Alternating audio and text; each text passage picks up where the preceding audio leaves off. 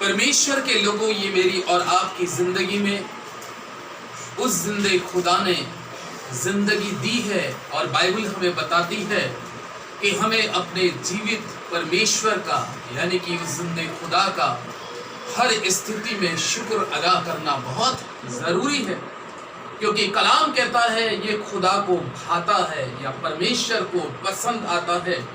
मैं खुदा के पाक कलाम से आपके साथ जो पढ़ रहा हूँ आज की इस मुबारक शाम में, कुलूसियों की किताब उसका 2 अध्याय 6 और 7वें पद में लिखा है, अतः जैसे तुमने मसीह यीशु को प्रभु करके ग्रहण कर लिया, वैसे ही उसी में चलते रहो और उसी में जड़ पकड़ते और बढ़ते जाओ, और जैसे तुम सिखाए गए वैसे ही विश्वास में दृढ़ होते जाओ और अधिक से अधिक परमेश्वर का धन्यवाद करते रहो।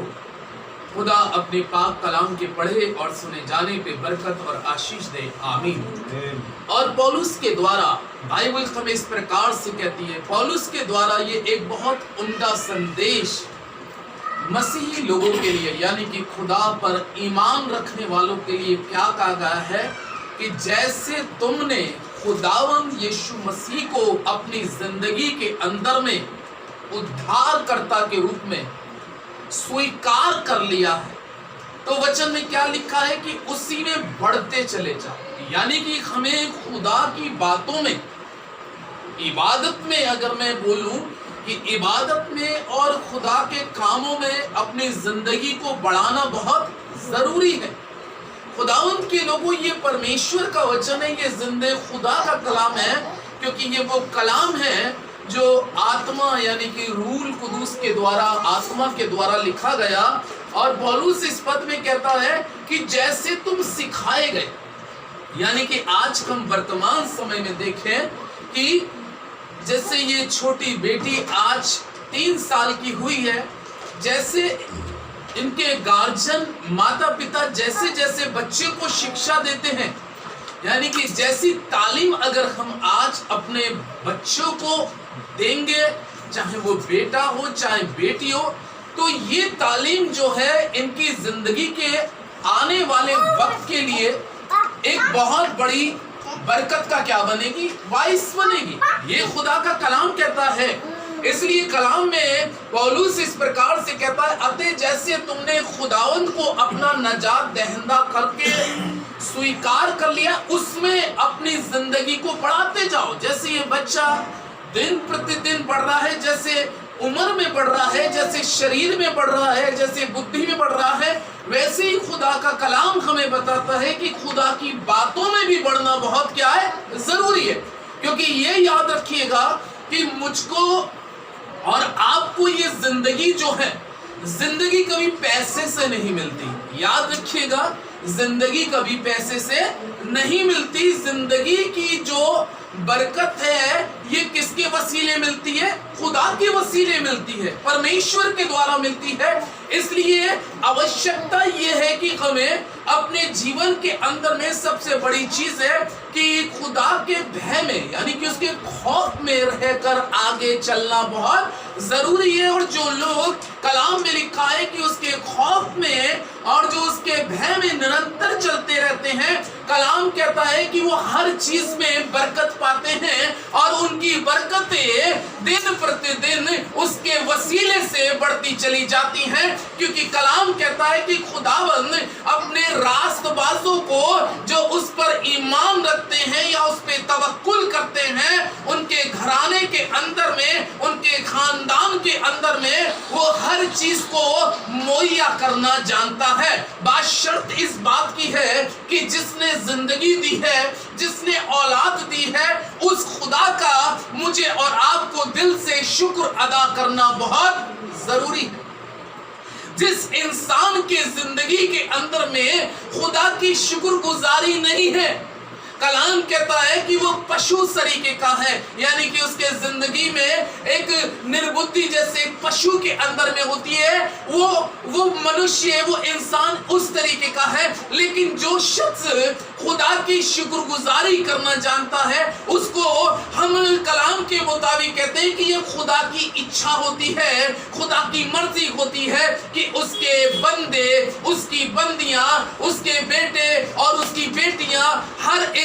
कंडीशन में उसकी शुक्र अदा करें। शुक्रगुजारी में भी खुदा का कलाम कहता है बढ़ते जाओ, भक्ति में, आराधना में, उसकी स्तुति प्रशंसा में बढ़ते चले जाओ, क्योंकि ऐसा करने से सुलेमान बादशाह नीति वचन की पुस्तक में कहते हैं, क्योंकि ऐसा करने से तुम्हारी उम्र की क्या हो जाएगी, दराजगी हो जाएगी, आयु की बढ़ोतरी होगी।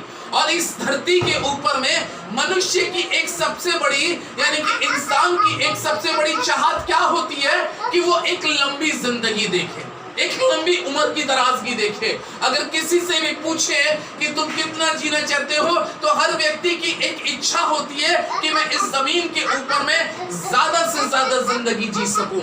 लेकिन क्या आपको इस चीज का एहसास है कि इस जिंदगी का बढ़ाने वाला, इस जिंदगी को बढ़ाने वाला कौन है? मेरी और आपकी जिंदगी को बढ़ाने वाला केवल और केवल जिंदा खुदा है। अगर मैं और आप अपने इस जीवन को उसके हैंड ओवर, यानी कि उसके हाथों में सुपुर्द करते हुए अपने जीवन को चलाएंगे और उसकी नित्य शुक्रगुजारी में अपने जीवन को आगे बढ़ाते रहेंगे, तो कलाम में लिखा है ऐसा करने से तेरी उम्र की दराजगी होगी। आमीन। ऐसा करने से तेरी उम्र की दराजगी होगी, यानी कि खुदा की उपस्थिति में चलने से तेरी उम्र की बढ़ोतरी होगी, तेरी आयु बढ़ेगी। स्मरण आया आज कि पिछले साल भी हम 3-4 बर्थडे करते हुए आ रहे थे, आज भी 6 बर्थडे थे, तो आज भी हम इधर से इस चीज को जाना कि आज याद आया कि इस बेटी का तीसरा आज बर्थडे है। कलाम कहता है ये तीसरा साल किसने दिखाया है? कलाम के मुताबिक अगर हम बात करें तो ये खुदा की रहमत है, खुदा की एक बहुत बड़ी बरकत है। कलाम कहता है कि जो लोग उसकी अगुवाई में चलते हैं, खुदा उनको सरफराज करता है, उनको बढ़ाता है। पहला थिस्सलुनीकियों 5:18 में इस बात को लेकर संत पौलुस ने इस प्रकार से कहा कि हर एक बात में परमेश्वर का धन्यवाद करो, यानी कि हमें और आपको अपनी हर खुशियों में परमेश्वर का बहुत धन्यवाद करना जरूरी है, क्योंकि खुशियों का दिलाना भी किसके वसीले है?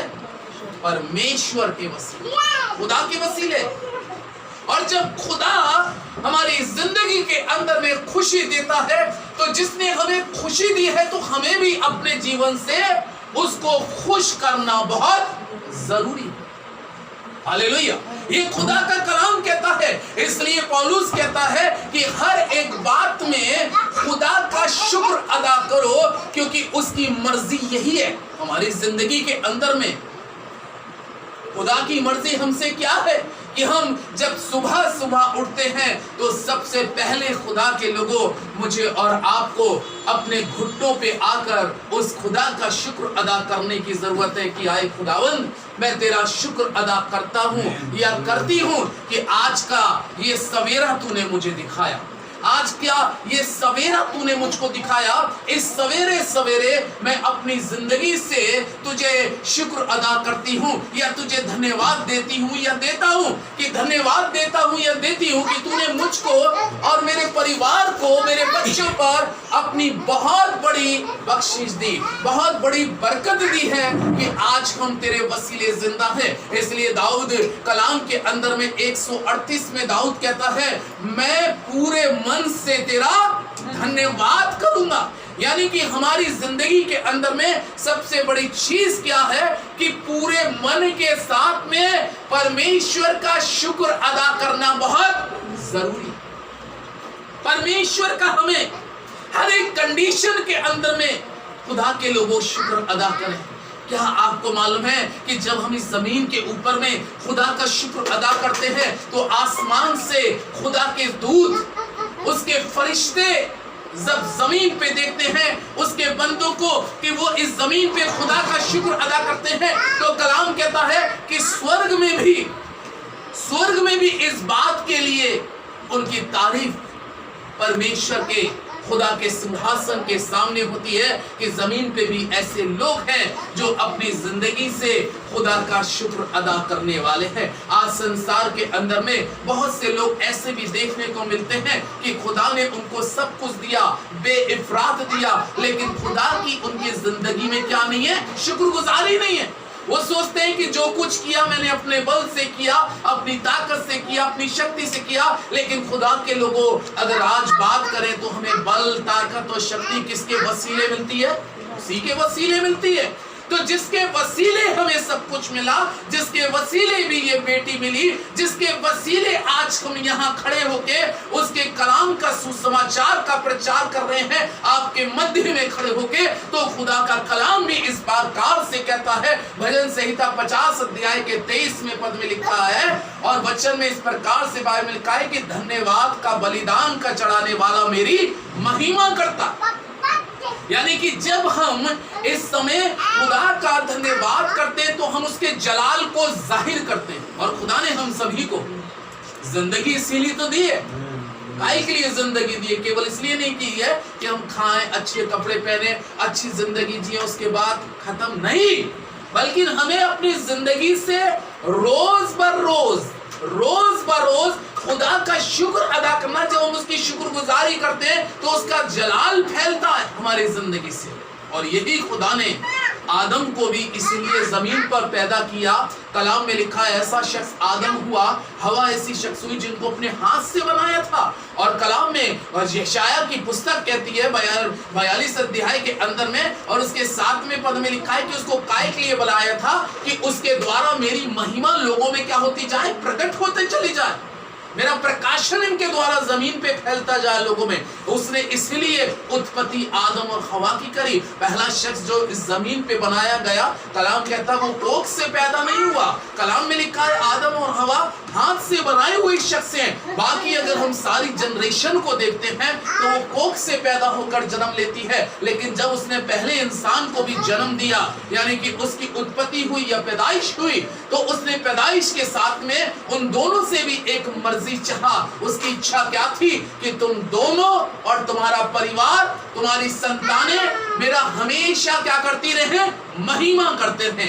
इसलिए खुदा के लोगों, आज मुझे और आपको भी उस जिंदे खुदा ने आज जिंदा रखा है। आज हमारे पास अल्फाज है, आज हमारे पास शब्द हैं कि हम अपने खुदा का शुक्र अदा कर सकते हैं। और कलाम में लिखा है दिल की शुक्रगुजारी से खुदा खुश होता है। खुदा अपने पाक कलाम के पढ़े सुने जाने पर आशीष और बरकत दे। आमीन।